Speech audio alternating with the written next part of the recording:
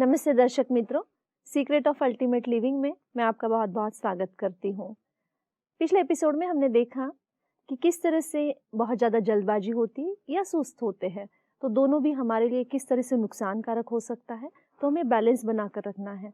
तो ये बैलेंस किस तरह से बनाना है, इसमें परखने की शक्ति की कैसी आवश्यकता होती है और राजयोग से ये शक्ति कैसे बढ़ती है, आज इसके ऊपर हम विस्तार से चर्चा करेंगे। हर बार की तरह डॉक्टर सचिन मेरे साथ स्टूडियो में है हमारा मार्गदर्शन करने के लिए। मैं उनका बहुत बहुत स्वागत करती हूँ। ओम शांति, नमस्ते। ओम शांति। वही बात हम पीछे से फिर से आगे उसमें चर्चा करना चाहते हैं कि परखने की शक्ति अपने कहाँ बढ़ती है, क्योंकि धैर्यता कम होती है। अगर बहुत ज़्यादा जल्दबाजी होगी तो सहन शक्ति की कमी होती है और उसकी वजह से बहुत सारे प्रॉब्लम्स क्रिएट हो रहे हैं। तो ये परखना बहुत ज़रूरी है कि मुझे बैलेंस कहाँ कैसे रखना है, तो ये शक्ति कैसे बढ़ सकती है हमारे अंदर। परखने की शक्ति ये बुद्धि का काम है। परखना और निर्णय करना ये दोनों शक्तियाँ साथ में जाती हैं।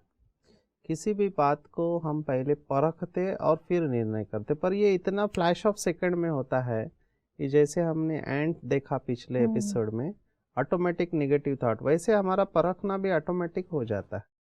क्या होता है कि अगर हमारा परखना सही नहीं है तो जहाँ पर हमको सहन करना चाहिए वहाँ हम सामना करना चालू कर देते हैं, क्योंकि परखा मैंने गलत, तो मुझे परखना भी यथार्थ आना चाहिए।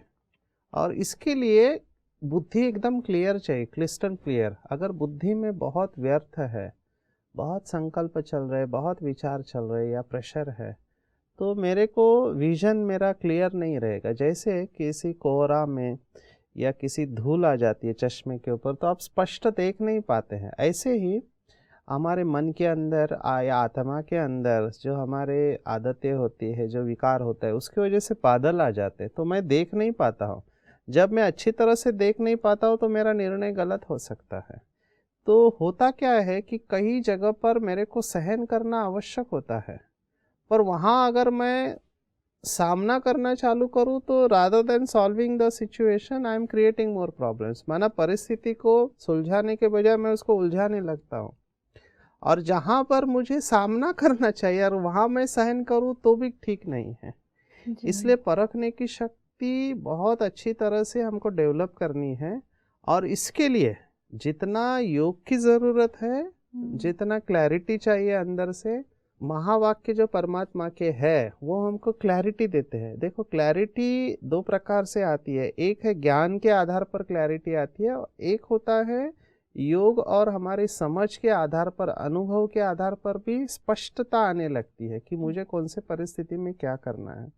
जैसे साइंस में हम क्या करते हैं, ट्रायल और एरर से चलते हैं कि plan A fails, plan B is there, then plan C is there. तो ट्रायल करते करते हम सीखते हैं कि ये चीज़ काम करती है, ये नहीं करती है। और जिंदगी में ट्रायल और एरर करने के इतने मौके शायद नहीं मिल सकते। कई बार ट्रायल एरर ज़्यादा करना भी अच्छा नहीं होता है। बड़े निर्णय लेने हैं जिंदगी के, तो वहाँ पे ट्रायल एरर नहीं चलता है।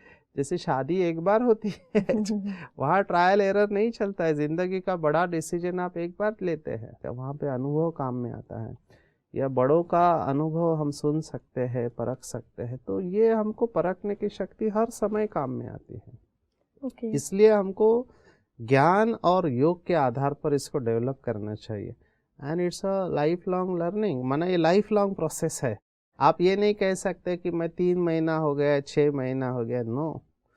क्योंकि ऐसे कहते हैं कि जितना आप सूक्ष्म होते जाते हैं, परमात्मा के महावाक्य मुझे याद आते हैं, उतना माया भी सूक्ष्म होते जाती है। अच्छा। हाँ, तो उस सूक्ष्म को पहचानने के लिए सूक्ष्म बुद्धि ही चाहिए, और वो सूक्ष्म बुद्धि या दिव्य बुद्धि 1-2 दिन में, महीने में नहीं होती है, उसको तो टाइम लगता है। पर definitely over a period of time, अगर आप नियमित रूप से ज्ञान योग का अभ्यास कर रहे हैं, राजयोग का अभ्यास कर रहे हैं, परमात्मा के महावाक्य आप नियमित सुन रहे हैं, तो हमारा यह अनुभव है कि धीरे धीरे हमारे अंदर वो पावर्स, जो परखने की शक्ति का आपने कहा, वो आने लगती है। और केवल परखने की नहीं, उसके साथ बहुत सारी शक्तियाँ हैं, पर जिसको हमने अष्ट शक्ति कहा है। और ये 8 की 8 शक्तियाँ, हमारा ऐसा अनुभव है कि फ्लैश ऑफ सेकंड में काम करती हैं। अच्छा, फ्लैश ऑफ सेकंड में कौन कौन सी शक्ति? इसमें मुख्य जो है परखने की, निर्णय करने की शक्ति। तो परखने के बाद मैं निर्णय करता हूँ कि मेरे को क्या करना चाहिए, क्या जी। मेरे को इस परिस्थिति में सहन करना है, सामना करना है या सहयोग देना है। जी। ये 3 शक्तियाँ इमीडिएटली सामने आती है कि सामना करना है, सहन करना है या सहयोग देना है। इसके अलावा फिर दूसरी 3 शक्तियाँ हैं कि इस समय मुझे विस्तार में जाना चाहिए या सार में रहना चाहिए। बहुत अच्छा। हाँ, और मुझे ये भी निर्णय करना पड़ता है कि मुझे समेट के रहना चाहिए या विस्तार करके रहना चाहिए। समेटना माना पैकअप करके रेडी रहना, जब जी। बुलावा आया। जैसे आर्मी वालों को रहता है ना, उनको बुलावा आता है तुरंत रेडी। फायर ब्रिगेड वाले रेडी रहते, एवर रेडी। तो ये समेटने की शक्ति आती है, विस्तार को संकीर्ण करने की शक्ति आती है। ये शक्तियाँ भी इसके साथ में तुरंत आने लगती है। और जो अच्छा योगी होता है वो ये 8 की 8 शक्तियों को फ्लैश ऑफ सेकंड में यूज करता है जी।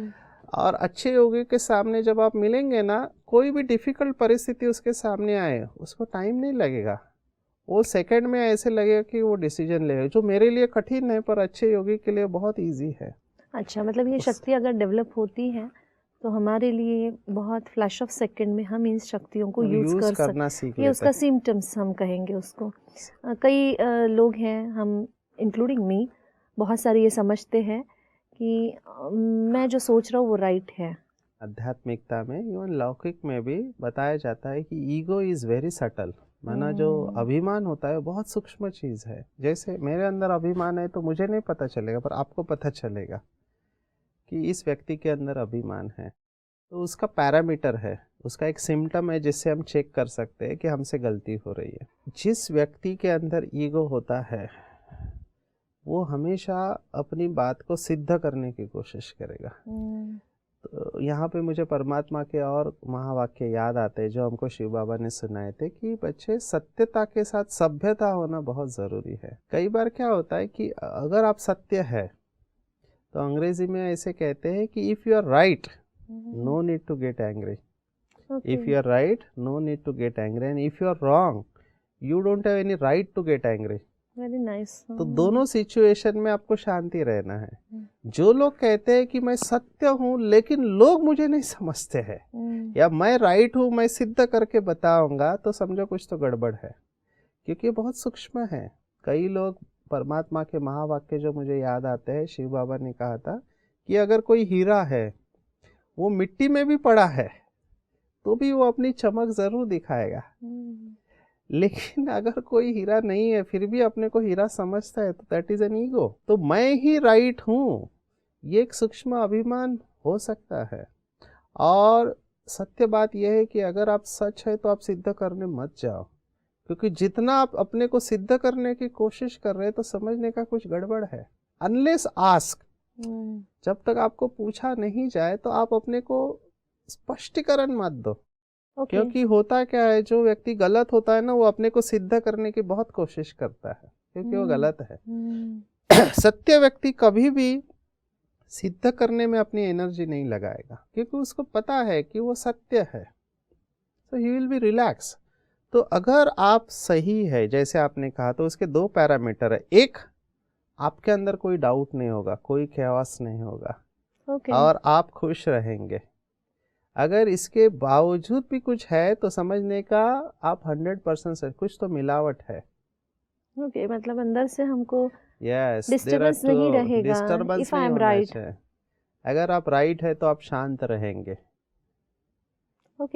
Otherwise you will be disturb. यही एक बहुत सूक्ष्म चीज है जिसको एक्सेप्ट करना बहुत मुश्किल जाता है बहुत लोगों के लिए। सूर्य है, सूर्य को कभी बताना नहीं पड़ता कि वो सूर्य है। बादल भी आ जाएंगे, उसका टेम्पररीली पावर, जैसे बादल हट गए उसका प्रकाश है ही है।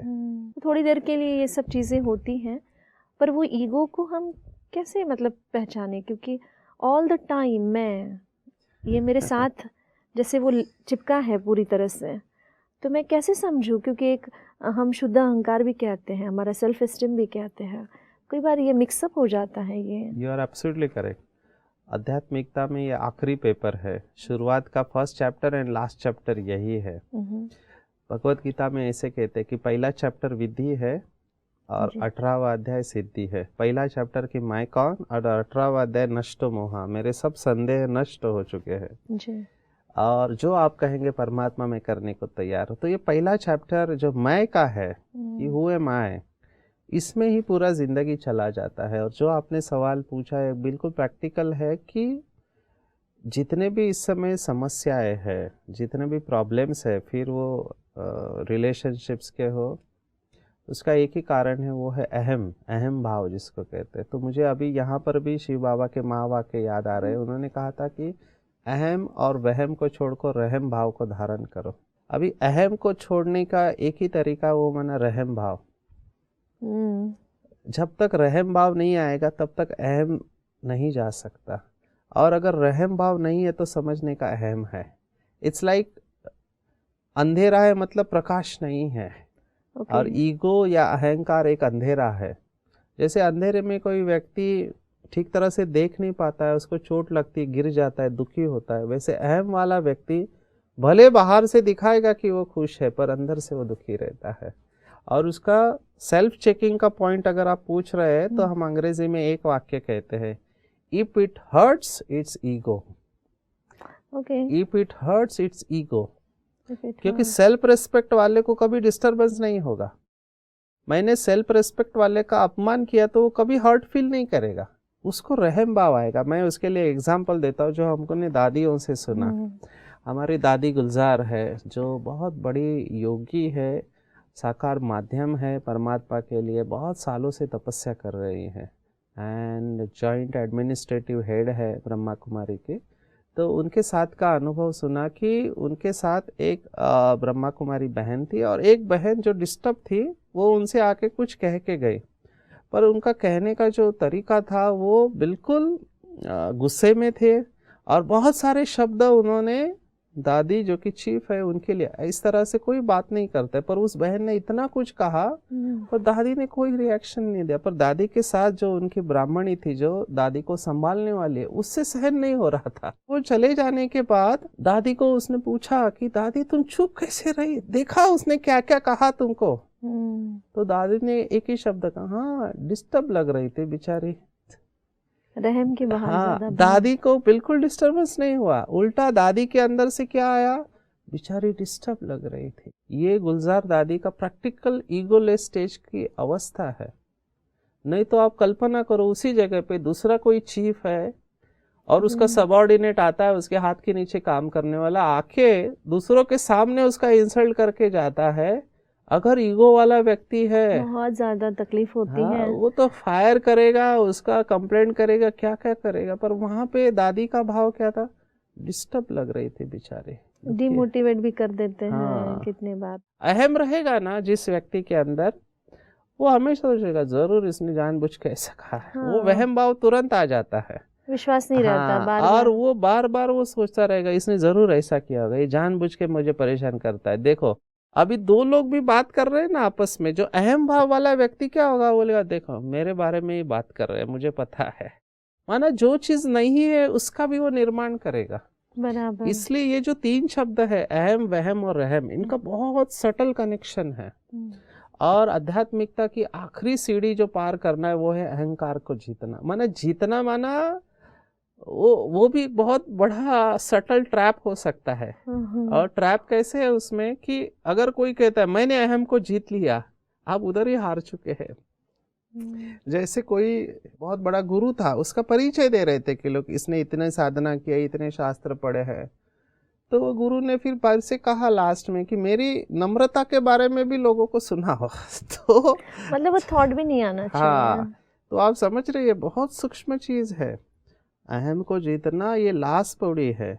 कई लोग इसके बड़े बड़े रूप को तो जीत लेते हैं, पर सूक्ष्म रूप को जीतने में पूरा जिंदगी जा सकता है। और इसका जीता है, इसका एक ही प्रूफ है कि आप अपने आप को सिद्ध नहीं करोगे, आप अपना स्पष्टीकरण नहीं दोगे, क्योंकि आप सूर्य के समान, हीरे के समान हो।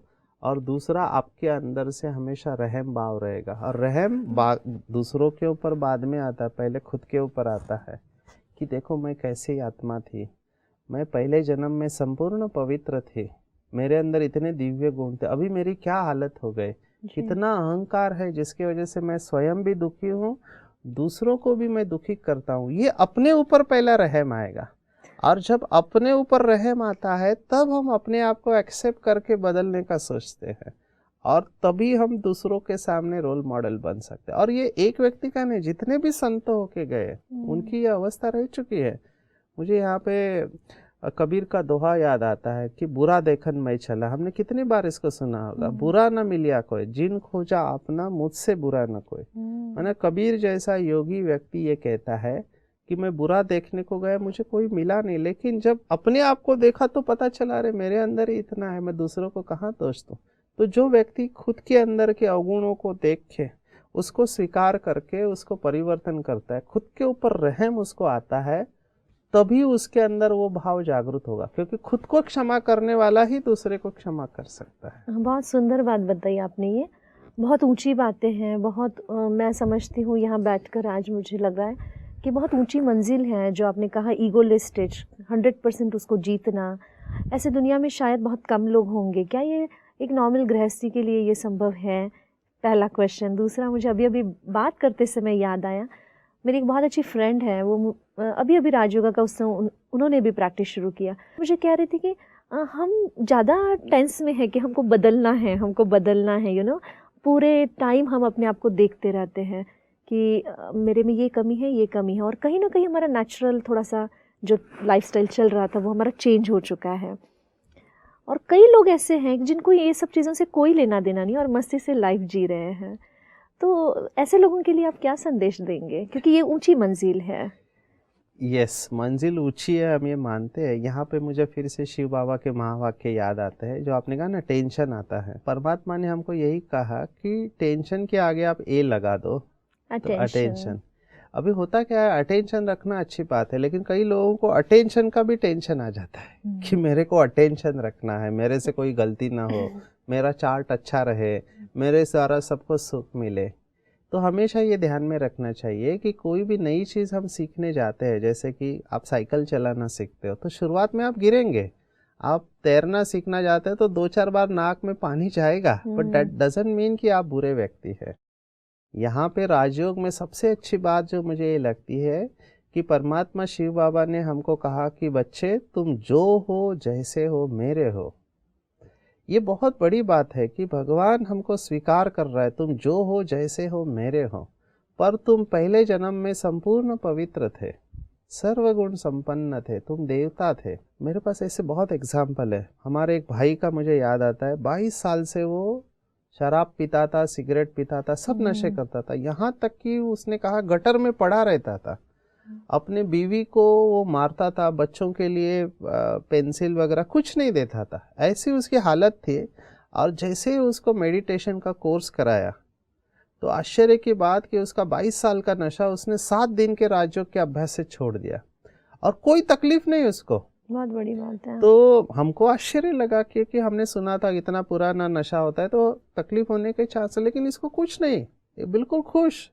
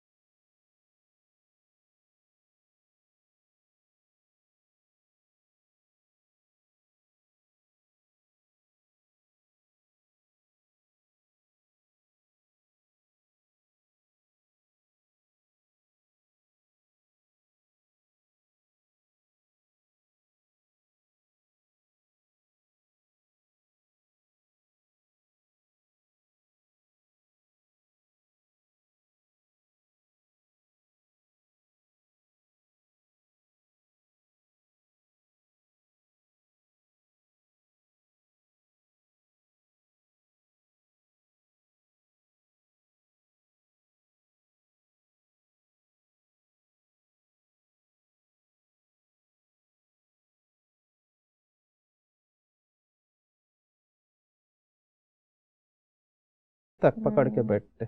लेकिन परमात्मा हमको इतने महावाक्य दे रहा, हम उसको एक्सेप्ट क्यों नहीं करते? तो ये भी बहुत परमात्मा अच्छी कह बात रहा है। है कि तुम पहले जन्म में संपूर्ण पवित्र थे, सर्वगुण संपन्न थे, तुम्हारे अंदर सभी विशेषताएं थी। ये परमात्मा स्वयं कह रहा है, जिसको पता जी। है।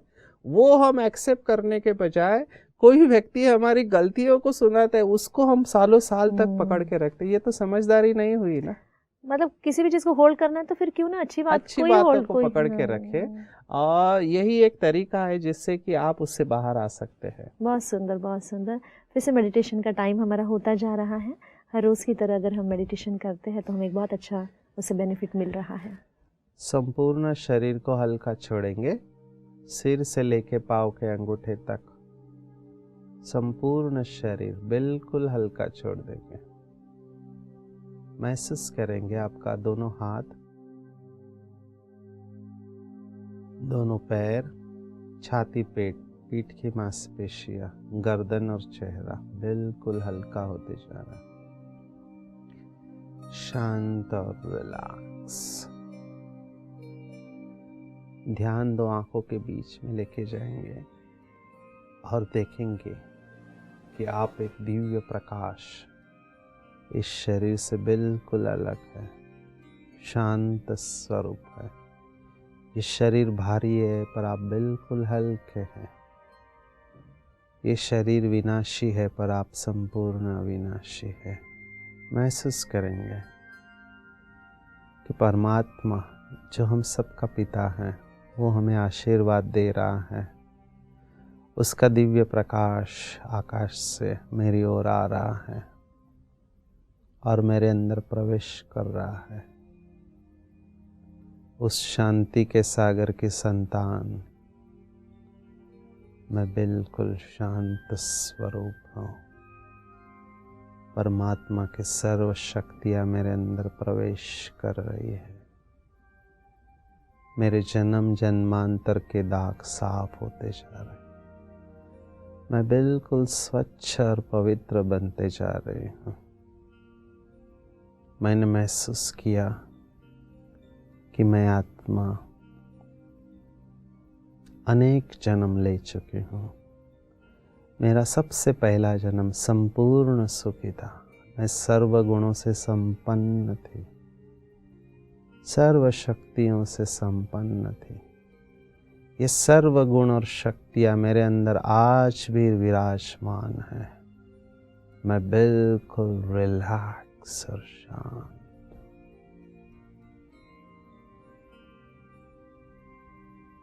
मुझे अपने ऊपर ही रहम आ रहा है कि इतनी श्रेष्ठ आत्मा, और अभी मैंने अपनी सर्व शक्तियों को गवा दिया। अपने ऊपर रहम कर कर मैं स्वयं को स्वीकार करती हूँ कि जैसे परमात्मा ने कहा मैं उसकी संतान, आदि अनादि संपूर्ण पवित्र हूँ। मैं स्वयं को क्षमा कर रही हूँ। इसलिए दूसरों को क्षमा करना भी मेरे लिए सहज संभव है। मैं अन्य आत्माओं को भी सहज क्षमा कर रही हूँ। इस संसार में किसी का भी कोई दोष नहीं। सभी आत्माएं अपने स्वभाव संस्कार के वश है।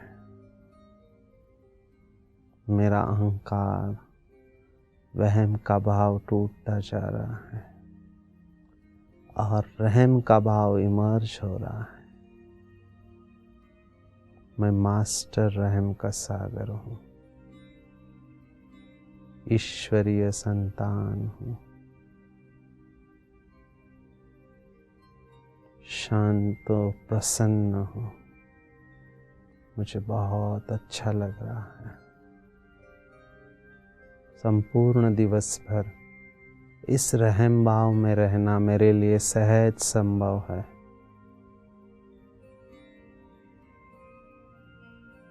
ओम शांति शांति शांति।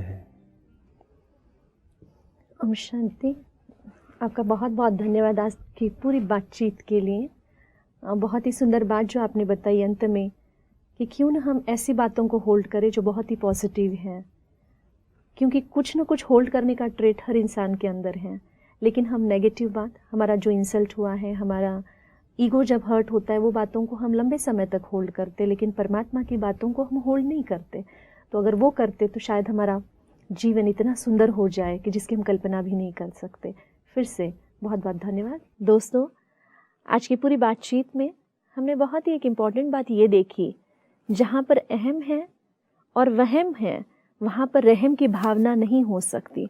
और अगर रहम नहीं है तो हम किसी को माफ़ नहीं कर सकते, जल्दी हम किसी को माफ़ी नहीं दे सकते। इस बात पर आप बहुत गहराई से विचार कीजिए। हम नए सीक्रेट के साथ फिर से आपके सामने आएंगे। तब तक के लिए नमस्ते।